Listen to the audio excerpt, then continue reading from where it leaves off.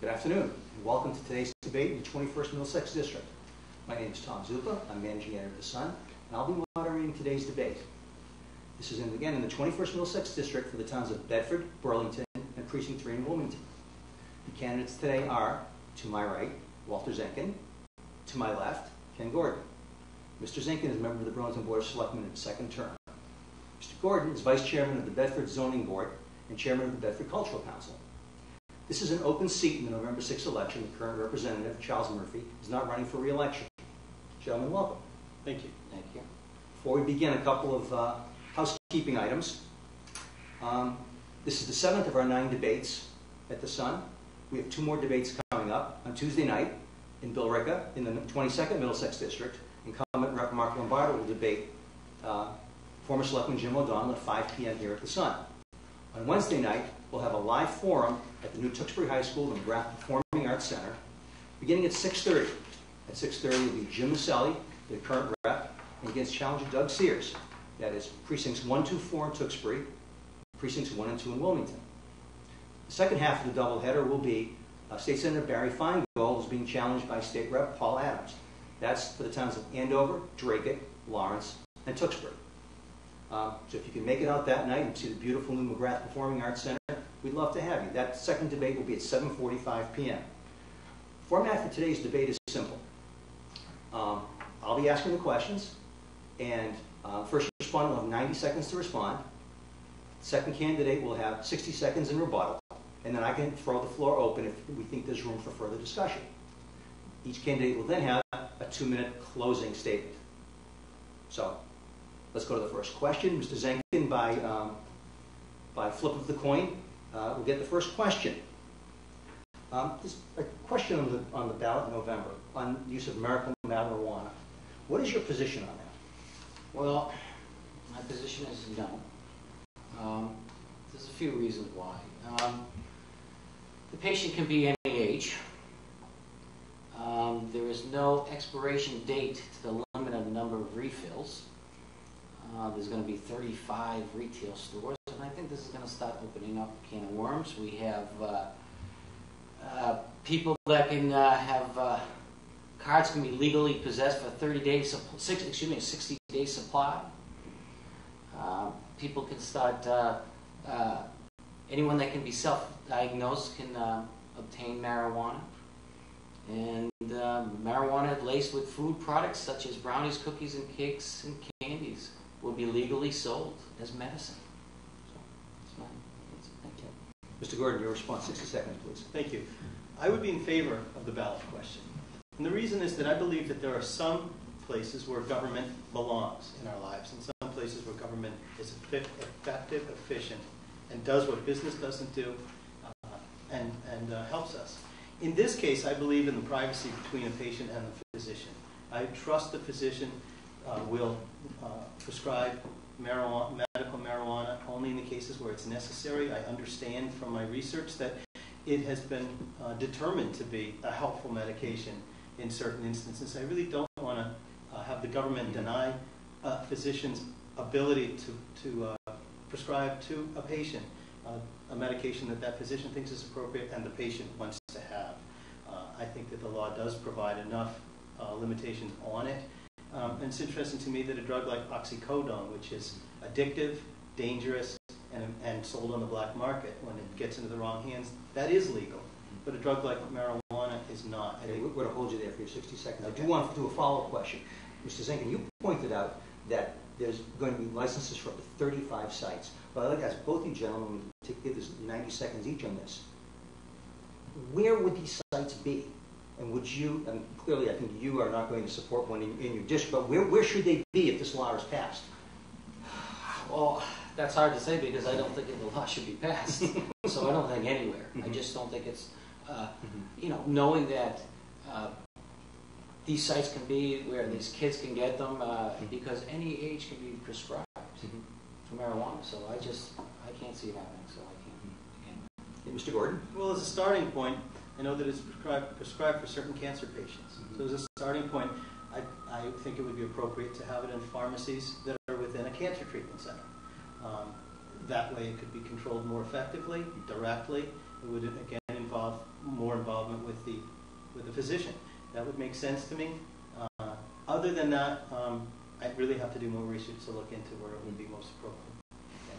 Second question goes to you, Mr. Gordon. The other ballot question is on assisted suicide. What's your position? It's one of the most difficult decisions that people have to make in their lives is when an end-of-life decision comes into play. It's excruciating, and I've been involved. My father passed away a little more than 20 years ago. He had cancer. His doctor told him, he was at Mass General, his doctor said, you have no more than 2 months to live, and he was in excruciating pain. We were able to manage the pain through morphine, which created its own set of problems. It's been over 20 years, but I still remember moving him up in his bed. I moved his arm, and I fractured his arm, causing him a lot of pain. I didn't move him much, but he was that brittle. He asked my sister, I was 30 years old, he asked my sister and I to end his life repeatedly. And my sister and I would go into the cafeteria and say, you know, we want to, because he's really suffering and he has nothing to live for. He said goodbye to the people he wants to. He's just, there's nothing left. And we couldn't, it's illegal. We couldn't. We couldn't do it. I think that in the appropriate instance, and I know this law has protections where a patient has to ask twice verbally, once in writing. There are a lot of protections, and it's not an easy decision. But in the end, again, I think a person should have the right to die with dignity, and the government shouldn't prevent it. It should just control how it's done. Mr. Zenkin, rebuttal? I'm no on this one also.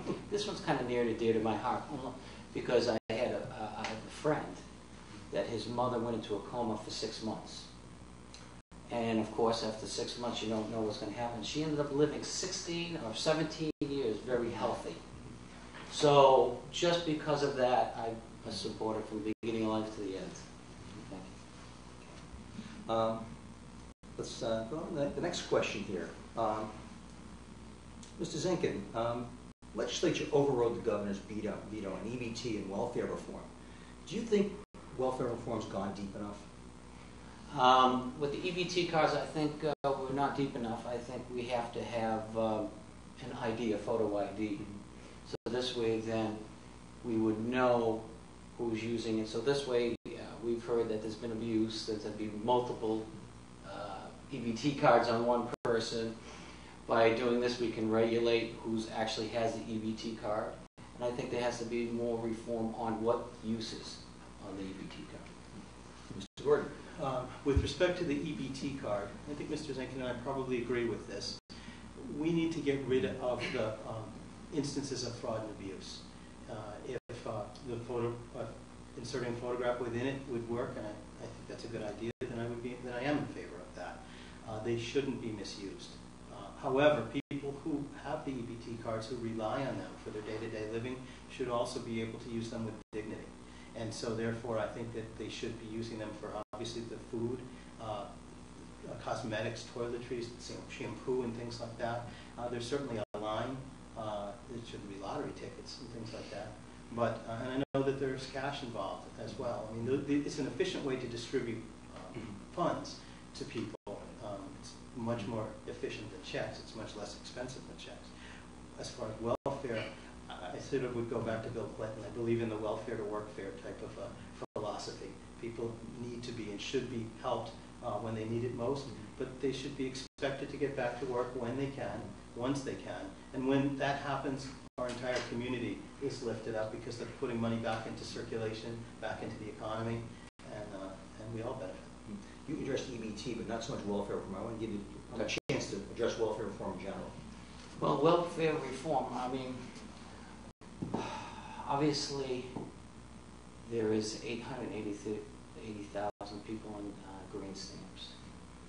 And we have to focus on welfare too. I mean, this is the whole thing. You know, we want to help people, but we just don't want to be abused. So I'm all for, obviously we want to help people that are needy, but we need a little reform on it so this way it's not abused. What's the biggest reform? I'll As give you 30 said, seconds, but then I want to here's a little how do you comment. fix it? Because I hear in national and local debates the issue of food stamps, that there are more people on food stamps now. There's two ways to look at that. One is more people qualify that should have qualified before, and I would be in favor of having access to that. And but the other is, again, people should be assisted to eventually get back to work. So what's the big reform though? How do we make this system work better? Well, we have to look at how it's run.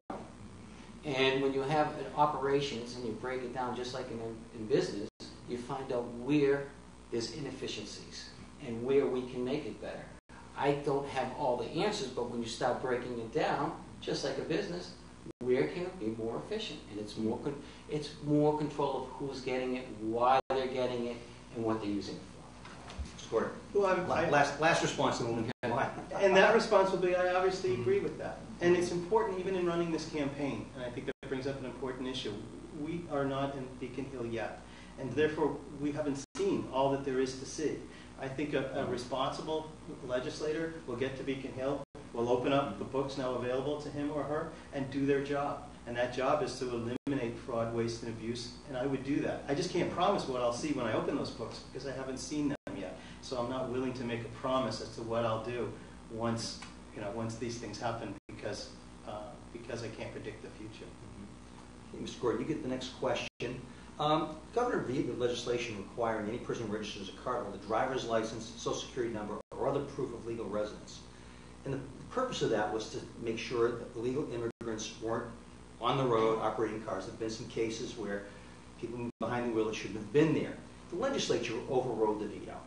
What was your feeling on that, and what did you think of the governor's plan? There's sort of a broad concept on illegal immigrants and whether they should be entitled to have a driver's license. I think that's what we get down to. And I believe that they should. I believe that once people are within our borders, we need to take steps to cause them, or to not prevent them from being productive. They're here, people here, and many people who have been here illegally have been here illegally for a long time. They're employed, they're working. I don't want to have people here that who are unable to work. It creates additional problems for them. So we're not, obviously as a government, we're not deporting people who aren't involved in crimes or things like that. So they're here, and they're here. They should, if they can afford the car and they are at work, I want to encourage them to be at work. Mr. Zenkin. Can you just repeat that question real quick? Sure. Question was about the governor's plan to basically require some form of identification, whether it's a driver's license or social security or other proof of legal residence, before they could obtain a driver's license. And that was vetoed in the legislature. I wanted your opinion on that plan in specific and in general the legislature's override. Well, I agree the override, because we have to, there has to be more controls, because what can happen is if they get their license and don't get insurance, and then there's a problem and there's an accident. I think that's what's happening a lot of times. People are driving without having an insurance. Mm-hmm. So we have to make sure there's all controls of steps. I understand what Mr. Gordon is saying, but you can't put the cart before the horse until it's done correctly, and that's why I believe it was vetoed. Thank you. Sure, go ahead. I'll give you 30 seconds each to go back and forth. Yeah, I mean, along with getting a driver's license, certainly is the responsibility to follow all the laws that everybody else follows. And that one of those laws is you've got to be insured. And so I would require that they're not, people in that category aren't treated any differently than anyone else. So of course they would have to do that.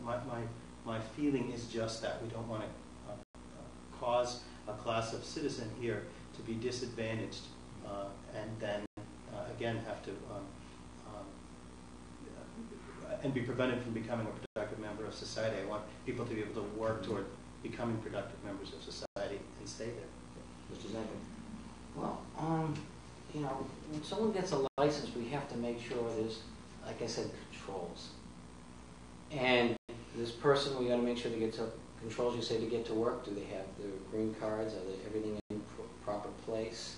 No, there's procedures on that. And if you just give someone a license and they're not even have a green card to work, it doesn't make sense.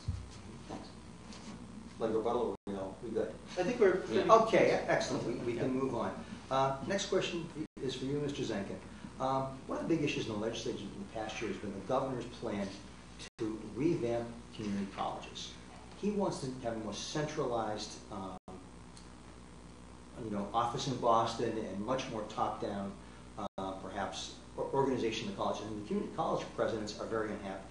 Your district is home to, or your pending district is home to Middlesex Community College. What should the direction of community colleges be? Well, the direction of the community colleges should be the direction from the community colleges. This is what's happening with government. Government thinks it knows best and wants to tell you what to do without talking to the other source. And what happens, we have hospitals complaining with the hospital tax. We have municipalities not working with the government, also reneged on state aid. The government has to communicate better and stop working together for the solution. We always want improvements. We always want things better. But government just doesn't know best and just say, okay, this way, it should be this way. It should be this way. Work together. It's a team. And that's what I believe it should be. Mr. Gordon. I think there's a balance in answer to that question. First of all, the nature of a community college is it comes from the community. And so it should not lose its individual purpose in serving that community. The community college is a function of government because it's a public school. And that brings up a point that is very important to me. I'm a strong supporter of public education in Massachusetts. Our schools rank #1 in the nation. And we're lucky, and we've got to support that and allow that to continue that way. Our public schools, our secondary schools in the district are among the top in the state as well. We're very fortunate, and I feel very lucky that I invested in this community, in the district, when I did 21 years ago. It was the best investment I ever made. And so when it comes to education, we should continue to support it. When it comes to the community college, they should continue to keep their unique nature. But if we can save some money by consolidating on some of the administrative costs by having it come out of a central place, if that makes sense, that's one of those places that we might be able to find to save some of the expenses that the state government is using and use that somewhere else. So that's the balance I would look for. I don't think it should be at the expense of the operation of the individual operation of the college. Mr. Zenkin? Well, I look at it this with education. There's some things that you can look for efficiencies and we can save money, but if it's going to affect the education of the operations, I don't want to affect the operations just for efficiency. And I don't know everything about it and how it is, but if they're not happy, it could be that it's affecting the operations. So that's why I'm concerned about it. But if it's something that, you want efficiency because the lighting and this and that, we can save money, yes. But if it's going to be on the education and sacrifice the education the way it's consolidating, then that could be a problem. I'll give you an example of how we could save some money. I practice in the courts in Massachusetts, and they've come up with a plan now where new courts are being designed in the same way, as long as that design can fit into the real estate.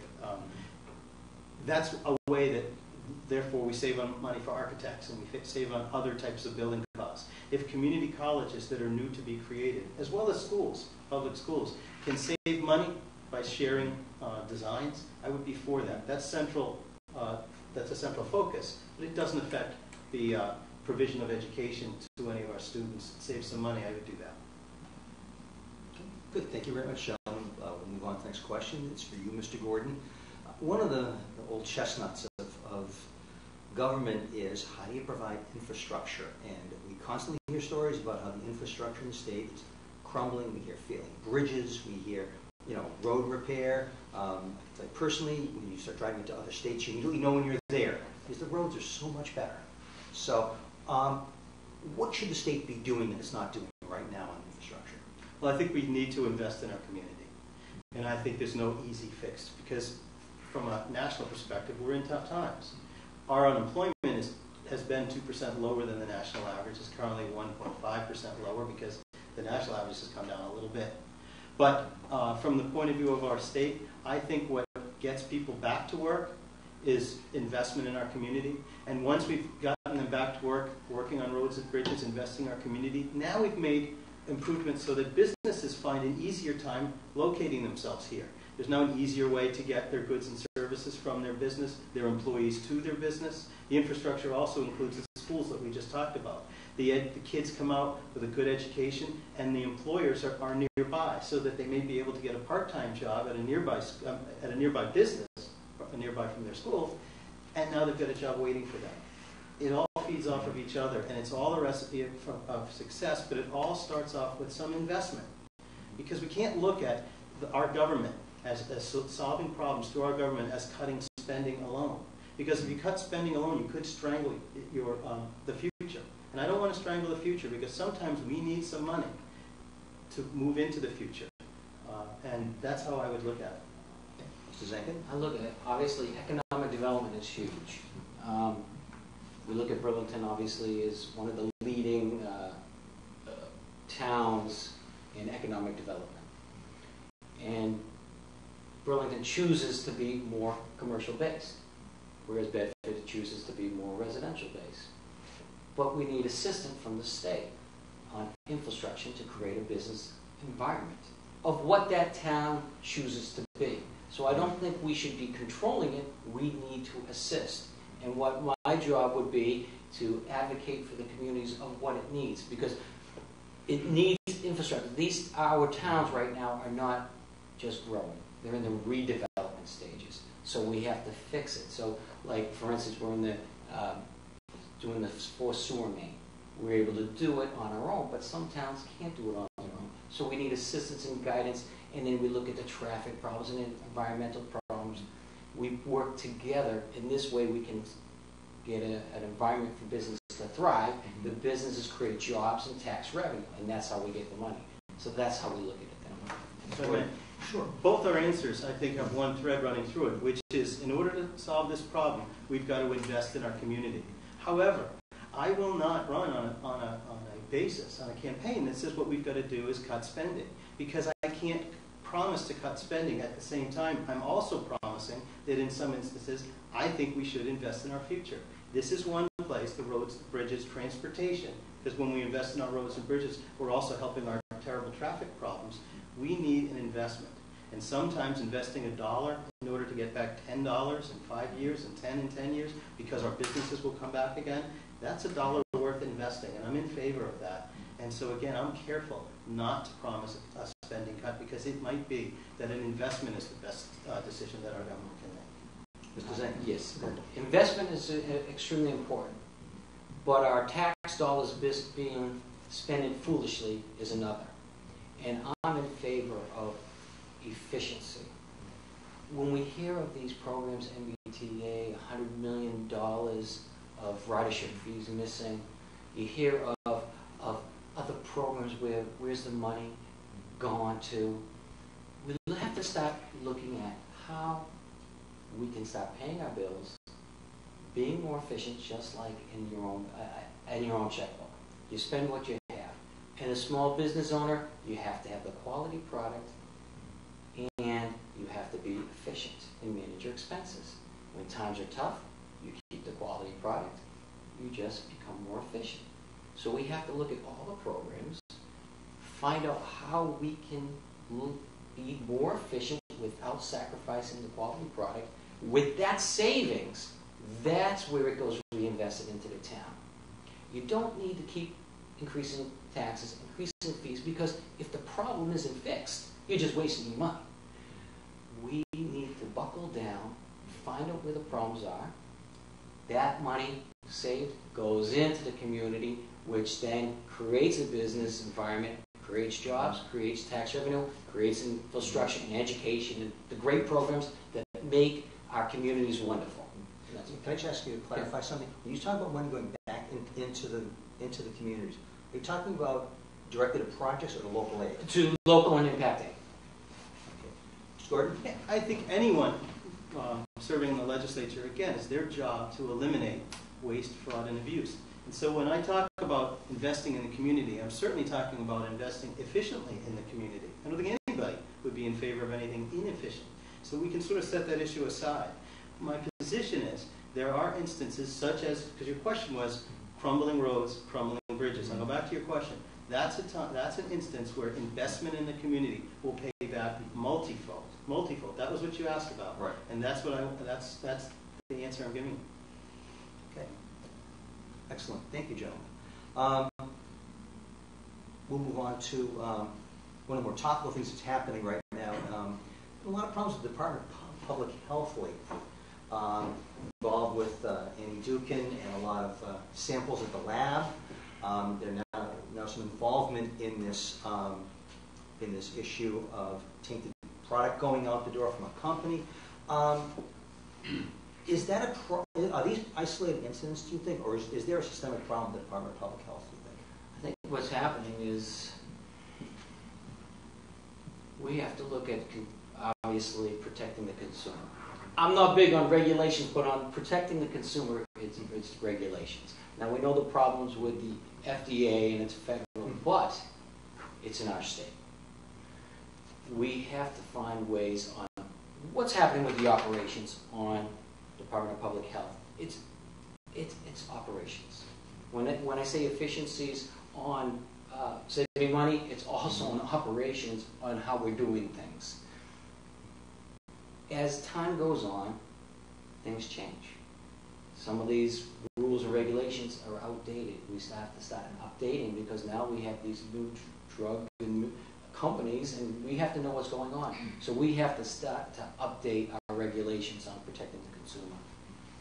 Gordon. I work within the court system. I don't practice criminal law, but I would like to believe that the situation going on with the drug problem is a rogue employee, because I haven't read any stories, and I'm reading the media, reading the papers like the Lowell Sun as anyone else. And I'm not going to jump from that to conclude that there must be a systemic problem unless I see some evidence of that. And I would like to think that that's not the case, because people in our court system work as hard as they can, as they work to the best of their abilities. They go in and they try to do a good job. As with any profession, there are good employees and bad employees. And I don't think that we can really cast aspersions on a system or on a profession based on what happens with one person. And it's unfortunate because the acts of that one person are so far-reaching from within the Commonwealth and outside of the Commonwealth. So it's a problem. It goes back to what you said before, though. It goes back to infrastructure again. The courts are also a crumbling situation. In the district court, the clerk's offices are closed from 1 o'clock, I think it's 1 till 3 or 12 till 2. They're closed in the middle of the day. It used to be that people would scatter their lunch hour, and now they don't. And that's not a good situation, because our public offices should run efficiently. And again, I think that's a place where we need to invest so that when a person has a problem, criminal problem, or a problem at home, domestic problem, they have a place to go, and it's easy for them to get there. Eventually their problems are certainly addressed, but it's got to be easy for them to be addressed. Mr. Zenkin? I disagree. When you have something like this, there's a problem. We have to look at how we're hiring people. Are we looking at their transcripts, background checks? You have to look at it this way. I have a food business, and it's a brand. It's a Kentucky Fried Chicken. If all of a sudden a Kentucky Fried Chicken in Oregon has an outbreak of E. coli in the coleslaw, Kentucky Fried Chicken brand would not ignore it. All of a sudden the FDA kicks in and we fix the problem. We say, what happened? You don't just say, well, wait till another time, or it's just a bad employee. You fix the problem. It is unacceptable what happened, and we have to look at how we can correct it, because we don't want it to happen again. If I may, Sure. Your question was whether this problem is systemic, Yeah. or whether it involves one instance. Right. And my answer to you is still that while the proper authorities are looking into how did this happen, and I trust that the proper authorities will find out if it was a hiring problem. We'll find out if this was a problem that involved anyone other than the one employee. Until then, because I'm sitting where I am, I'm not going to cast aspersions on the criminal court system as a bystander. Once I'm in as a legislator, if I'm fortunate enough to be on a committee that gets involved with that, I can perhaps give you a different answer if I'm privileged to do so. But right now, I think my responsible answer is to say that. Now, I hear often that people say that the government should be run more like a business. But I believe the government is not a business. The government provides a service. And in many cases, the government does what a business can't do. For example, people in Burlington rely on the buses to come through. They should people need that to get into Boston, to get through town. People who are elderly sometimes don't have a car. They rely on the buses. They stay out on the corner on a particular time. The bus comes, picks them up, takes them there. A service provides that so that they know that at that time the bus is due, they can get on the bus. If it was a business, if it was operated as a business, and someone saw the bus come down the road empty, they'd say, why is that? We're losing money. There's an empty bus. Someone's paying for that. It's not a business, and so therefore I'm in favor of that bus staying out there and picking up that person and taking that person to the doctor or the dentist or the grocery store, because it's not a business. I'm going back to the state lab where 1,800 criminals just were set free because of what happened. This was going on a long time. There's a problem. Now, going to your point of that we're not a business, it is a $32.5 billion business. You have to pay your bills. The state right now is not paying their bills. We're in $102 billion debt. Our deficit for FY13 was $1.3 billion. We have unfunded liability of statewide $400 billion. It sounds like a lawyer when you say it's not a business. It is a business. The only difference is from a business and a government is a government has to predict forever. They have pension plans and contracts with union employees that are promising a commitment of retirement. And that employee is expecting to get that. And if you hear that there's no money in the pot, and they're using the $300 million a year from the tobacco settlement to try to stop funding the unfunded liabilities, is a problem. We can't steal from Peter and give to Paul. We have to start somewhere. And that is the most important thing. We can't just keep sustaining. It won't last forever. Mr. Gore, go ahead. And ladies and gentlemen, this is a good time that we can make it. There's a difference between Mr. Zenkin and I in our approach. My approach is that it is not a business. My approach is that when we spend money as a government, we're spending money because we're concerned about the people getting the money. We're concerned about the system going on for years and years. We're not solely concerned about, for example, a president of the company. When you run a business, you have a president and it runs from the top down. That's what's important. When you have a government, the government runs from the middle class, from the working class out. I am concerned about how our state affects our working class. And therefore, we've got to find ways in order to protect our citizens. And that's the most important thing for me. It's our job as legislators. It's our responsibility to find responsible and effective ways to provide the services that our citizens need in order to contribute to our society and have our economy continue to grow. And that's where we begin and end, in my opinion. And therefore, that's different than a business. If this was a business, Mr. Zenkin, we wouldn't have parks, we wouldn't have fields, because our fields are rarely used. If it was a business, that's not an efficient way to use our land, but it's a service provider. I'm going to give you one more minute each, then Okay. we're going to move on. So Okay. All right. When we say as a business, it's not a business. We run it as a business. I look at I'm a selectman in the town. And before that, I've been there 6 years, town meeting member, 8 years on the capital budget, 5 years, chief for 3. It's a team. With the one goal is to make sure your safety and your health and safety of residents and employees, you got to take care of them. Okay, that's number one. Then you have to look at your education and your programs, and you have employees that are part of this team. It's a team. And it's a responsibility. When things happen, you have to be able to pay it. Now, what we do is, at Burlington, we play it more conservative. So when we're funding, let's say, for instance, the Quinn bill, that the police contract was that 50% would be reimbursed by the state, 50% from the town. We would put it in our plan as 100%. We don't just do this day by day. We have a 10-year plan. We used to have a 5-year plan a little while ago, and we realized that wasn't looking out enough, and we ran into trouble. We need a 10-year plan. And the 10-year plan shows your debt schedule, your bond schedule, your capital items, and you work with it together. I'm going to hold you there. I'm going to hold you there, Mr. Zenkin. Mr. Gordon, you're going to get the last word on this. It's a very spirited discussion. Okay. Well, the last word is I think Mr. Zenkin is just telling us why it's not a business. He's describing the the way that he operates Burlington as a service provider, not a business. A business operates in a very different way. It operates for the bottom line. And that's what's most important to the business and should be. This is not the bottom line. This is the service we provide. Before we move on, those of you who joined us late, you're watching the debate in the 21st Middlesex District, Bedford, Burlington, and Wilmington Precinct 3. I'm Tom Zupa. I'm managing editor of The Sun. Thank you for joining us. Candidates are Walter Zenkin to my right and Ken Gordon to my left. Hopefully you haven't missed this. It's been a very spirited discussion today on a number of issues, and we're going to proceed. I want to tap into something I think both of you mentioned in that last discussion. That's pension reform. Mr. Gordon, you get the next question. It just seems to be an issue that these communities cannot get out from under, and there have been some efforts, but if we left it up to you, how would you reform the pension system? I wish I could answer that question for you. Because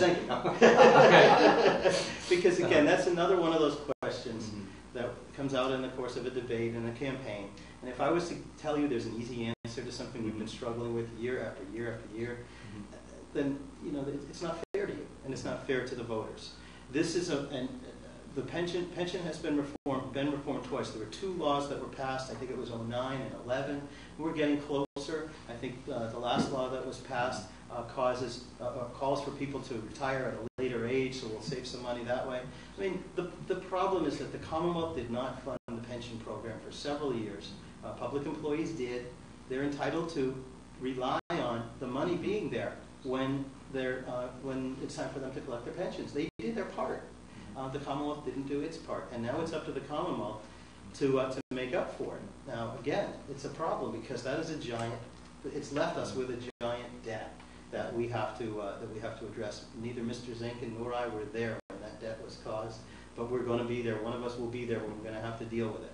And it's something that once we get there, again, if we're fortunate enough to be responsible, or if the burden falls on us to be responsible for addressing where we find the funding to do that, then we will roll up our sleeves and identify sources either of revenue to deal with that or sources of savings to deal with that. But if it's sources of savings, again, before I commit to an amount that I can promise I can find in savings to dedicate to that, I'm going to first have an itemized list of what I found.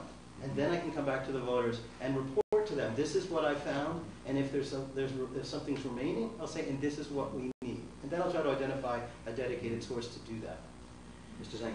Yeah. If we look at it, back in the 60s, they used to fund it. And all of a sudden in the 70s, they changed and said, we don't have to, and we'll get back to it. In a business, you'd have to pay the bill. That's the difference. You have to be responsible, okay? So now look what happens. We have $400 billion.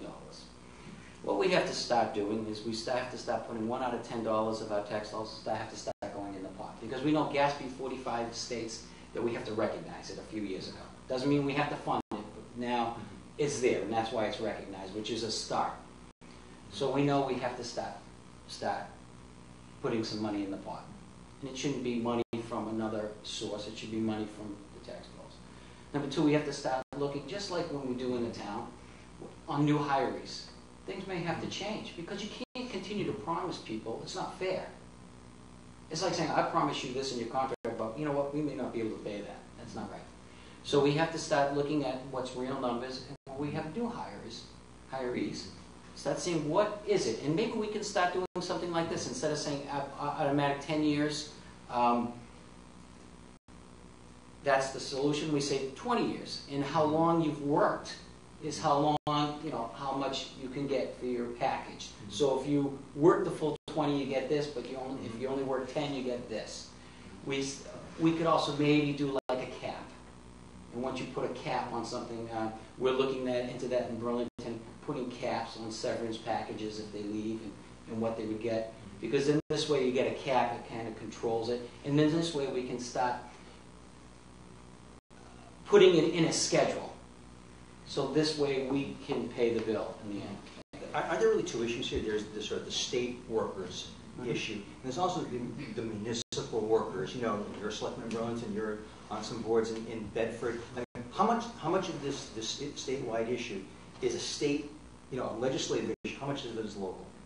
Well, some of the local issues that are involved are the health care. There's a fund set up for health care. They're both Burlington for unfunded health care for retirees.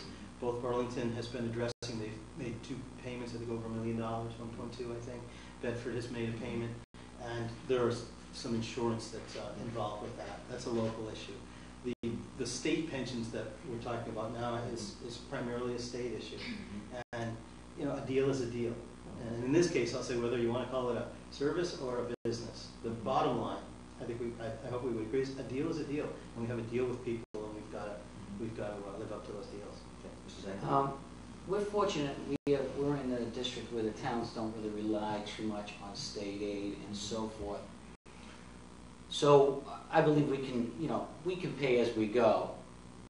Not saying that we shouldn't put in a little pot for it, but we can, because we're in a vibrant community.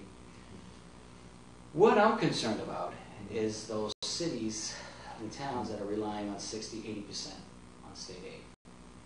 Because what happens is if they get cut and all of a sudden something goes wrong, I believe it's going to fall on our shoulders.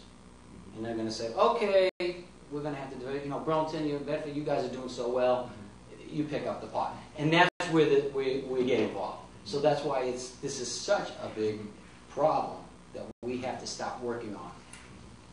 I want to just lob this in here, and you just give me 30 seconds on it, both of you. Is Group Insurance Commission working? Well, it's Bedford's a member of it. Burlington is not. Bedford will tell you absolutely they save money. They're providing benefits.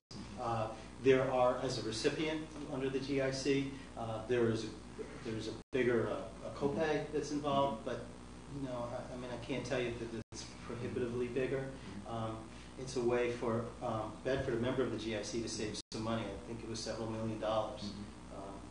And so for that reason, I think it is working for the people who are members of it. Burlington made a different decision. I think that they're doing well. I think Mr. Zenkin can speak to that.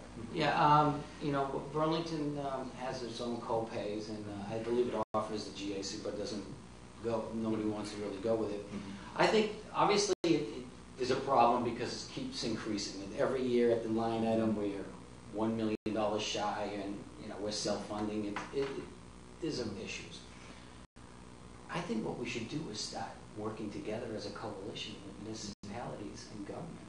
And we could start working with small businesses, different towns, and start controlling and getting some nice plans. And maybe we could save money that way. Just like we're doing with economic development. Right now we have a coalition with Bedford, Burlington, Bill Rickard, and Chelmsford, and Lowell on businesses, how we can brand it, how we can work with the community and infrastructure and so forth. Why can't we start doing that with health insurance? It's obviously a problem.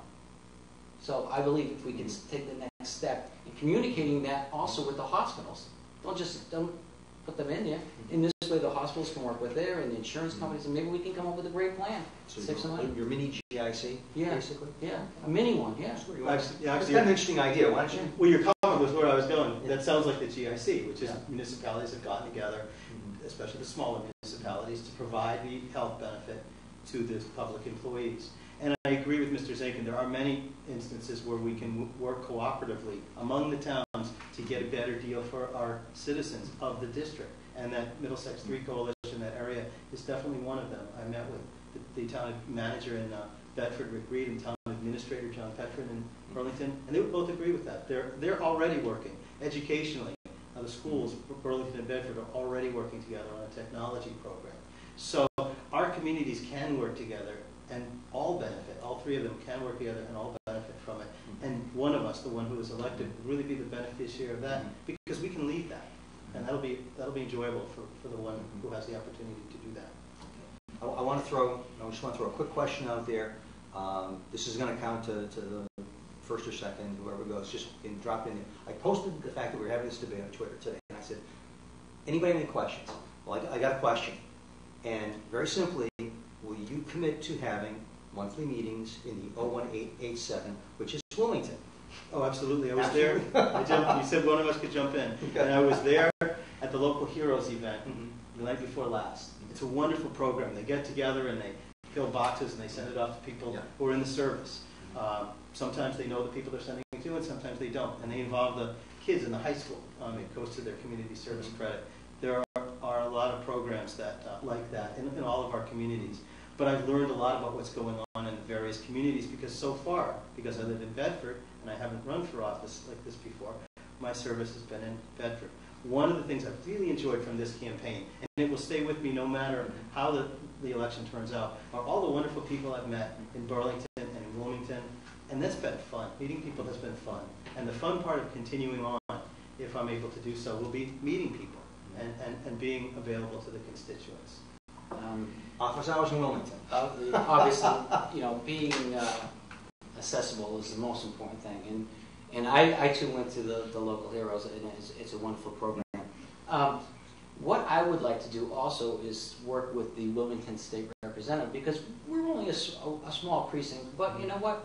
That precinct belongs to Wilmington, so we have to work really close with the state representative of Wilmington. And my plan is, I think of a state rep as a six select.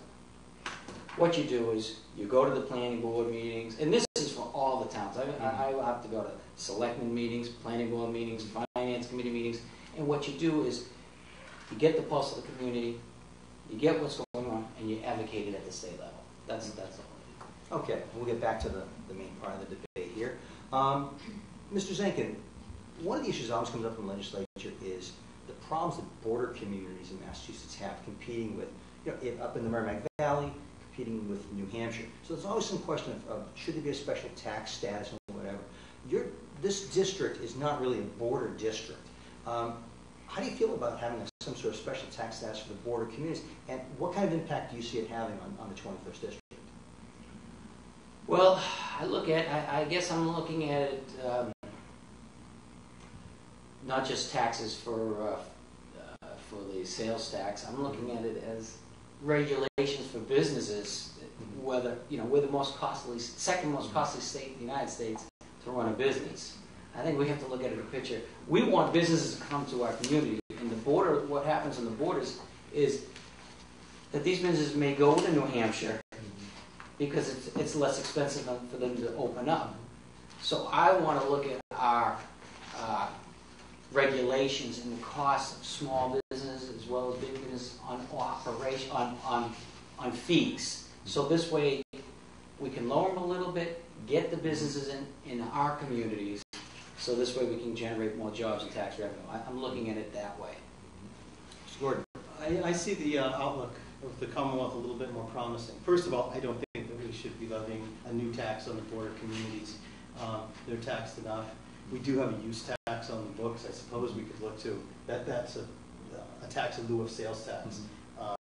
That's already there, so I don't think we need a new tax. But on the issue of being a costly state to do business, I found a Forbes magazine article just in the last year that lists the most costly states to do business in the Commonwealth, because I'm under the impression that we're doing quite well. Our unemployment is, again, 1.5 points below the national average. Our per capita income level is, I think, number 10 in the nation. So I found this Forbes magazine article, which says that, in fact, the New England states are among the costliest to do business because of our climate. And it ends this way. It says, one bright spot in the Northeast is number 18, Massachusetts, thanks to the dynamic Boston economy, which is strong in growth industries like healthcare, education, and technology. So I believe that we should do things like the jobs bill that just was passed in August, which invested $30 million into technology, into sciences. It provided an online research for training for people. That's important. That's an important investment into the community that I do support, and I think we should continue on in that way. I don't think the outlook for businesses in Massachusetts is bleak. I think it's bright, and I think it's getting better. Mr. Zink. I think times are tough and businesses are struggling. It's hard for a small business owner to make it in this day and age. The cost of all the other things is hard. And when you start incrementing costs of health insurance, cost of annual reports, cost of these little things, they add up. And so what happens, you start to eliminate the mom and pops. We want, obviously, to bring big businesses in, and we give, like Burlington does once in a while, you give a TIF for, Keurig, and you help them out with maybe over a certain time. But we have to look at the small businesses too. It's not just big. Trickle down, trickle up. Those small businesses support people that want a second job or your first job. That's what it takes. It takes care of those type of people. A small business guy that wants to be that entrepreneur. It's really hard. And to say right now it's easy is not true. It's hard.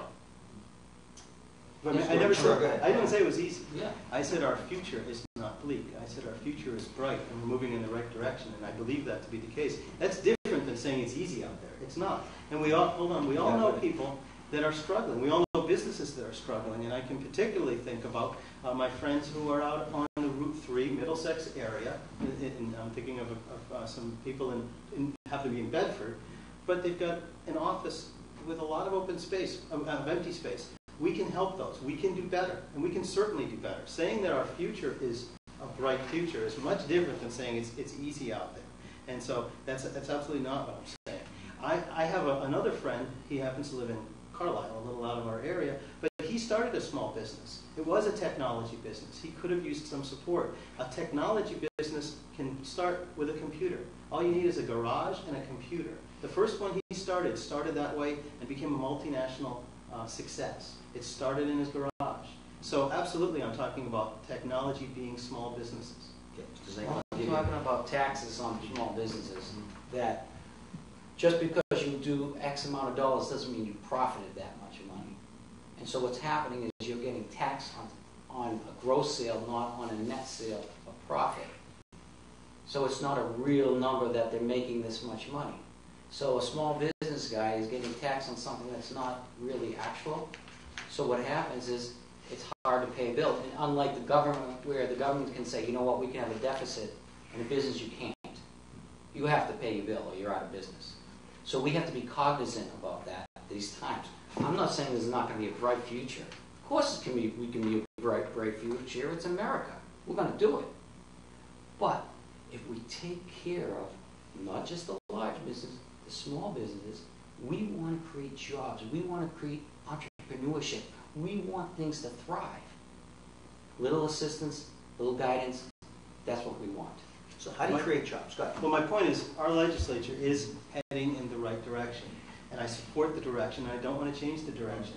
There are problems out there. We can do better. There are individual businesses that need support, and we should give it to them. And that's what the legislature is trying to do, again, through the jobs bill. $30 million to help science and technology, which is that's a key business here in Massachusetts. What we need is an advocate to go into the legislature and advocate for that money, some of that money to come to that Route 3 area and the rest of Burlington, Bedford, and Wilmington, and get our fair share of it. It's a solution. Again, it may not solve everything, but it's headed in the right direction. It's investment in our community. It's investment in our businesses. It's investment in that infrastructure. Let's get those roads cleared up. Let's get the traffic moving. Let's get the buses or private transportation in a private-public partnership. Get some transportation out there to assist those businesses, because I think that once we do that and we get those buildings filled, our taxes will be relieved on our taxes. They'll contribute, and we'll be headed in the right direction. It's not easy, but if it was easy, then then you wouldn't need people with great minds like us to do it. Look at it this way. Right now the government is in a mode of thinking of a tax increase instead of fixing a problem. And what happens when you just keep increasing taxes, all it's doing is putting less money in people's pocket, making it harder for businesses, because if people have less money, they spend less. If you put more money in people's pockets, they spend more. Businesses grow. So when I hear that we're going to just do a small tax on gas tax for the MBTA to cure the problem, that's not the way it should be. We can't keep taxing people. People don't have much money in their pocket. It has to. By putting money in people's pocket, in business' pocket, it grows. Businesses grow. People spend more. That's why we have to look at it. I think as members of the legislature, we can't make promises before we get in there that we find once we're in there are very hard to keep. the gas tax issue that you mentioned, and you had said before in the media, I was quoted as saying that under controlled, as a last-ditch effort, I would consider that to save the MBTA. That was the question I answered when I said that early in the campaign. I'm not sure that that's the most efficient way to do that. The campaign has gone on. I know that we're going to have to look at ways to raise dedicated revenue. But putting that on the table is something that I think, I can't say. We would be irresponsible not to consider how we would find ways to save the MBTA. And the answer to that question I gave was the first thing I'd try to do is find inefficiencies not only within the MBTA, but also within the Commonwealth, within our budget, to try to put that money toward the debt of the MBTA. I certainly would. The question I was asked as a follow-up was, what if there's not enough? Which is certainly a fair question because their debt is so high. What if that's not enough? I would love to go on with this. I've just gotten the 5-minute signal, so we're going to go to closing arguments, right? Closing statements. Again, by coin toss, Mr. Zenkin, you get the closing statement first. Okay. Well, my name is Walter Zenkin, and I'm running for state representative. And I want to advocate the best I can to Bedford, Burlington, and Wilmington. We know times are tough, and we need to create an environment for business to thrive. The government does not know best, and government doesn't make you successful. You do. By creating businesses in an environment like this, it will create jobs and tax revenue. With some common sense solutions, we can limit the growth of government and control its spending. Quality over quantity and efficiency. I have 14 years of government experience, town meeting member for 8 years, capital budget 5, chair for 3, selectman for 6 years. I know when government is working and when it's working well. Right now it's not working as well as it should be. My process has been simple and it's been working. You have to be transparent. You have to be approachable. By approachable, you talk to people, get the pulse of community. You can't always please everyone. You can't always say the right answers, but you approach, you listen to what they say, you can't promise them, but you do your best. Community over self-preference, it's been working for me since I've been doing it for 14 years. I'll continue being the same as state rep. Thank you very much. Thank you, Mr. Zenkin. Mr. Gordon, you get the final word. Thank you. My name is Ken Gordon, and I ask you to vote for me on November 6th. I've lived in the district for 21 years. It was the best decision that I ever made, along with choosing my wife. I've chosen the community because of the schools, because we had strong schools, and we continue to have strong schools. And I want your support as I go, if I can have the opportunity to go into the legislature and fight for our schools. I chose the community because at that time, the traffic was actually tolerable. It was better than the North Shore and better than the South Shore. Now our traffic problems have become much, much worse. I want to fight for ways to address the traffic problems, to encourage the development of business, I should say the redevelopment of business in our area in a way that also manages the traffic problem. And for the past 12 years of my 21-year legal career, I have been, as a specialty, fighting for working families. I represent people who are having a tough time at work or people who were terminated from work or harassed at work. I want to bring that fight to the state legislature to fight for our district. I want to offer our voters a reason to believe that I will do what I say I will do. I want you to visit my website, www.kenforstaterep.com. And when you do, you'll find an issues section. And I want you to click on that. When you do, you'll find what I believe to be important to me. Some of you may not agree with all of the issues that I have out there, but you know what? It's okay. You don't have to agree with everything I say. Very few people will. But at least I'm out there. I don't want to hide from my beliefs. I want to show them out to you so that you know how to evaluate my position. And I want to have that for you. I also want to be there for you. The fun part, as we said earlier in the debate, the enjoyable part of this campaign has been meeting so many wonderful people. And I want to continue to have the opportunity to do that. And so I'll have office hours in Burlington, in Bedford, and in Wilmington so that I can be available, not only for you to find me, but so that I can find you during the day as I do my job. I want to cut through the rhetoric. I don't want to just talk about promises. I don't want to talk about generalities. I want to roll up my sleeves and get the work done so that you can rely on your legislator, so that you can look and say, how do I know that my legislator will do the best job for me? Why? Because I have been working hard for working families for my career. I continue to work hard for working families, and I will do so in the district. I ask for your vote on November 6th. Thank you. Gentlemen, thank you for being here today for a lively and spirited debate. Also, thank you for viewing at home. If you missed any part of this, it'll be available later this evening on lowellsun.com, and you can check it after that point, both on lowellsun.com and on the Lowell Sun YouTube page, which is youtube.com/lowellsun. A little housekeeping before we leave. 2 more debates in our series. Tuesday night, 5 p.m. Representative Mark Lombardo and his challenger Jim O'Donnell here at 5 p.m. We will have a forum in Tewksbury, at the new Tewksbury High School, on Wednesday, November 23rd. 6:30 will be Jim Maselli and Doug Sears. 7:45, State Senator Barry Feingold and Representative Paul Adams. Once again, gentlemen that are running, you'll see their names on your ballot if you live in Bedford, Burlington, and Wilmington. Walter Zenkin, Ken Gordon. Gentlemen, thank you very much. Thank you.